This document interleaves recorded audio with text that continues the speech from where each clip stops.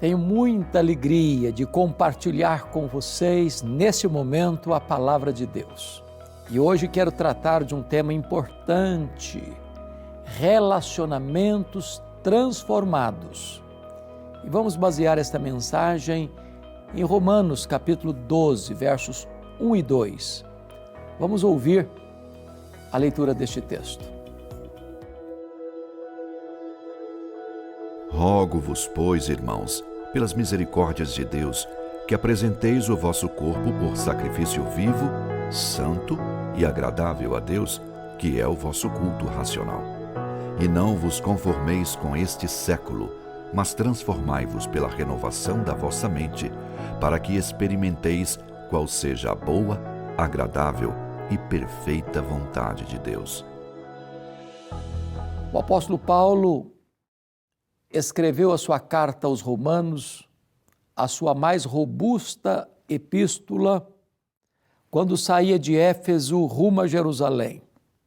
O propósito dele era levar as ofertas recolhidas entre as igrejas gentílicas da Galácia, da Macedônia, da Acaia, da Ásia Menor, para os pobres de Jerusalém, em virtude de uma grande fome que dominou o mundo no reinado de Cláudio, do ano 41 ao ano 54.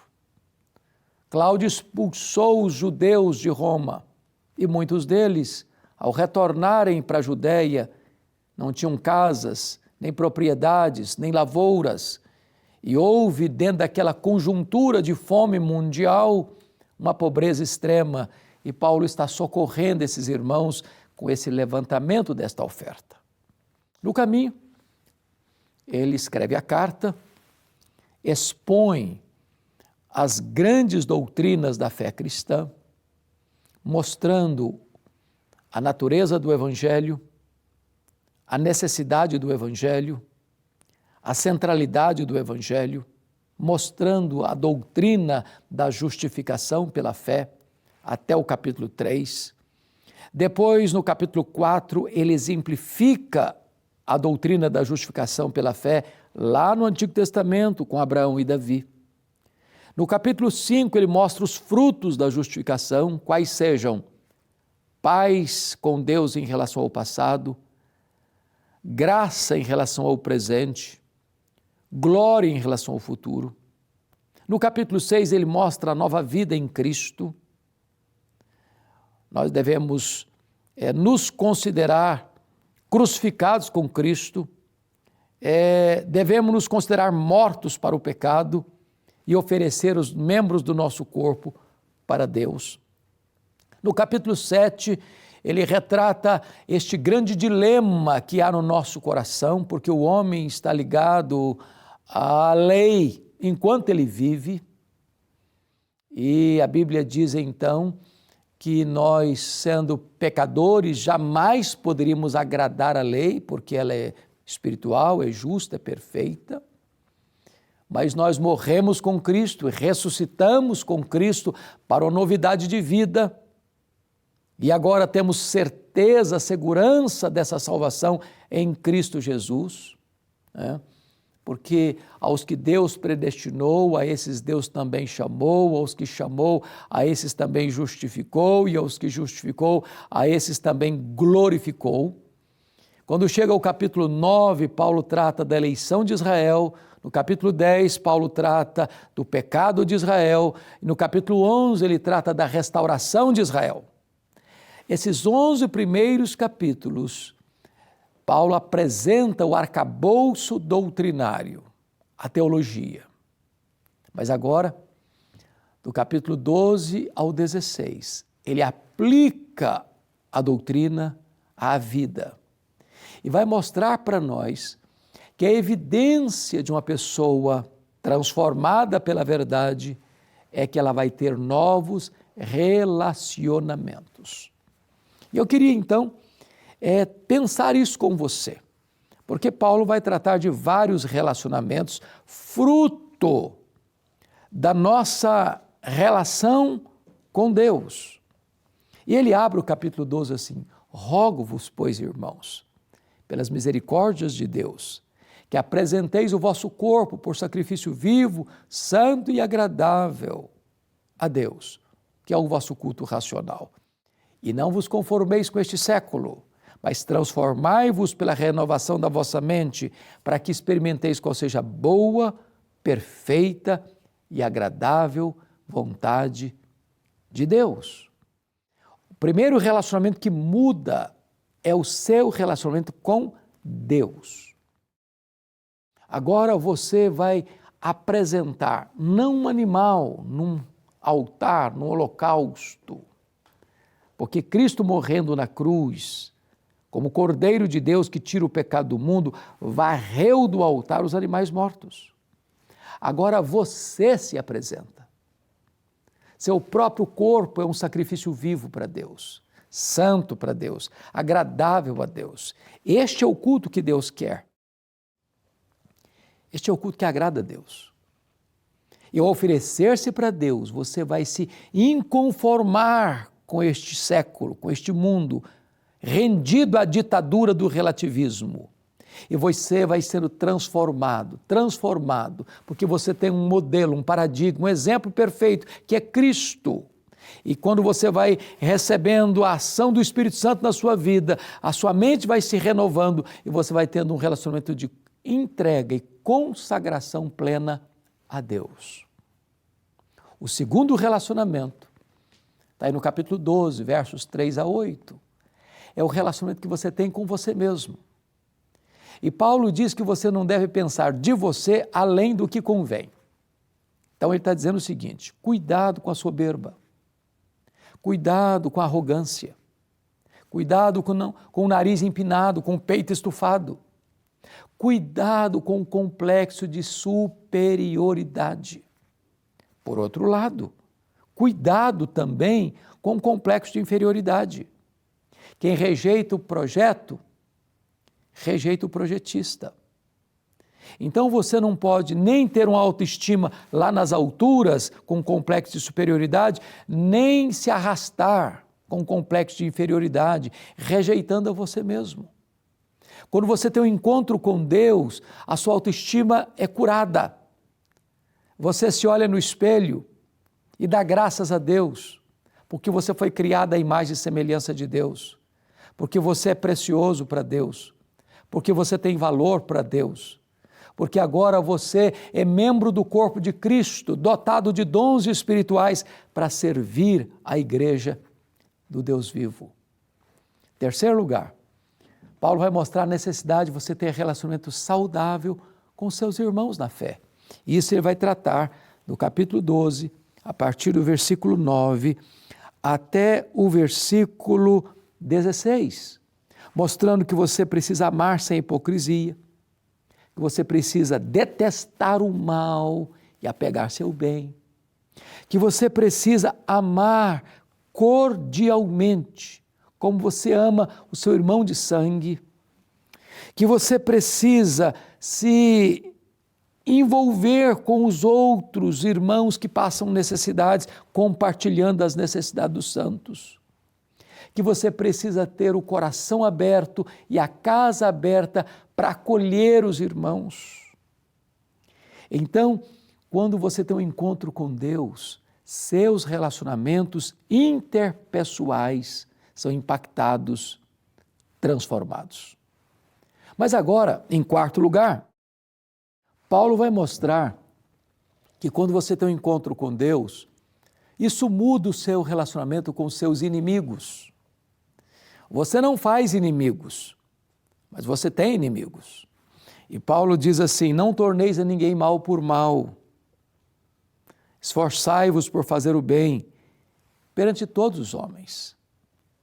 Você não deve retribuir o mal com o mal. Se alguém fala mal de você, você não deve falar mal dessa pessoa. Se alguém faz mal a você, você não deve dar o troco. Paulo diz assim: não vos vingueis a vós mesmos, amados, mas dai lugar à ira, porque a mim me pertence a vingança, diz o Senhor. Você não deve se vencer pelo mal, mas vencer o mal com o bem. Quando alguém está fazendo mal a você, ore por ele. Quando alguém estiver fazendo mal a você, procure uma oportunidade de fazer o bem a ela. Porque se você pagar o mal com o mal, você empata o jogo. Se você pagar o mal com o mal, você se torna igualzinho a essa pessoa que fez mal para você. Mas se a pessoa faz mal para você e você devolve bem para ela, você desarticula essa pessoa. Numa linguagem bíblica, você ajunta brasas na cabeça dessa pessoa, você deixa essa pessoa desarticulada. E aí você vence o mal com o bem. A única maneira de você vencer o inimigo é ganhando esse inimigo e fazendo dele um amigo. Esta é a proposta do Evangelho, dos relacionamentos transformados. Mas agora, primeiro, relacionamento com Deus. Segundo, relacionamento com você mesmo. Terceiro, relacionamento com seus irmãos. Quarto, relacionamento com seus inimigos. Quinto, o Evangelho muda o seu relacionamento com as autoridades constituídas. Capítulo 13. Toda autoridade estabelecida, ela é estabelecida e constituída por Deus. Ela está exercendo a autoridade debaixo da autoridade de Deus. Ela é uma espécie de ministro de Deus, diácono de Deus, com dois propósitos. Primeiro, promover o bem. Segundo, coibir o mal. Então, se você faz o bem, você não tem que ter medo de autoridade. Agora, quando a autoridade inverte os papéis e coíbe o bem e promove o mal, cabe a você exortar essa autoridade. A igreja é a consciência do Estado e precisa exercer voz profética, alertando as autoridades constituídas quando elas se acham donas do poder e banem Deus da sua vida e querem governar com truculência, com rigor desmesurado, como se fosse um governo totalitário, ditador, carrasco. Não, a autoridade constituída não é para se servir do povo, é para servir ao povo. Este é o princípio de Deus. Mas, finalmente, nos capítulos 14, 15 e 16, Paulo diz que quando você tem um encontro com Deus, foi salvo pela graça, isso impacta o seu relacionamento com seus irmãos que pensam diferente de você em coisas secundárias. Na época lá o problema era se comia carne ou não comia carne, porque havia um risco da carne ser sacrificada aos ídolos. E aí os fracos na fé diziam, não vou comer carne de jeito nenhum. E havia os que se chamavam fortes na fé e diziam, não, eu não tenho escrúpulos. Agora preste atenção, você não pode usar a sua liberdade para escandalizar o seu irmão mais fraco. Quem come, não julga quem não come. Quem não come, não julgue quem come. O ponto é que não é o meu direito que governa os meus relacionamentos, é o amor que governa os meus relacionamentos. Então, quando você ama o seu irmão, você respeita o seu irmão, você cuida do seu irmão, você ajuda o seu irmão, você socorre o seu irmão, você não escandaliza o seu irmão. E Paulo fecha esta carta dizendo que se você teve um encontro com Deus, você tem que ter o coração aberto para acolher, você tem que ter as mãos abertas para ajudar, você tem que ter o bolso aberto para contribuir, você tem que ter a casa aberta para acolher, você tem que ter os lábios abertos para abençoar. Você é um abençoador. Como é que estão os seus relacionamentos? Com Deus, com você, com seus irmãos, com seus inimigos, com as autoridades constituídas, com quem pensa diferente de você. Peça a Deus hoje para mudar seu coração e mudar seus relacionamentos. Eu vou orar com você. Deus, eu quero te dar graças pelo privilégio de compartilhar aqui a tua palavra. E eu te peço que tu apliques esta palavra ao coração daqueles que nos assistem. E eu oro assim em nome de Jesus. Amém.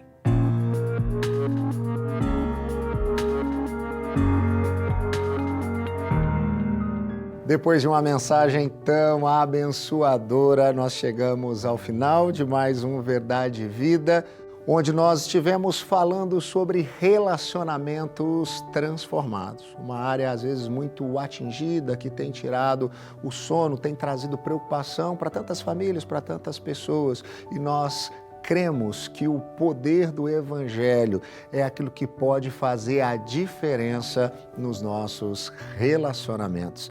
E eu queria dizer para você que tem acompanhado o programa Verdade e Vida, que você pode fazer parte disso, sendo um parceiro em missão, nos apoiando a cada dia para que esse ministério, para que esse programa possa abençoar tantas famílias, Brasil afora e até mesmo fora do Brasil. Se você quer saber um pouco mais sobre o nosso programa, sobre como ajudar, como participar, entre em contato conosco por meio do nosso WhatsApp.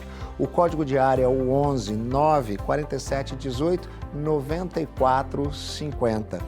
Você pode também assistir aos outros programas Verdade e Vida no nosso canal no YouTube, tanto youtube.com/programa Verdade e Vida, quanto no YouTube oficial da Igreja Presbiteriana do Brasil, youtube.com/IPB oficial.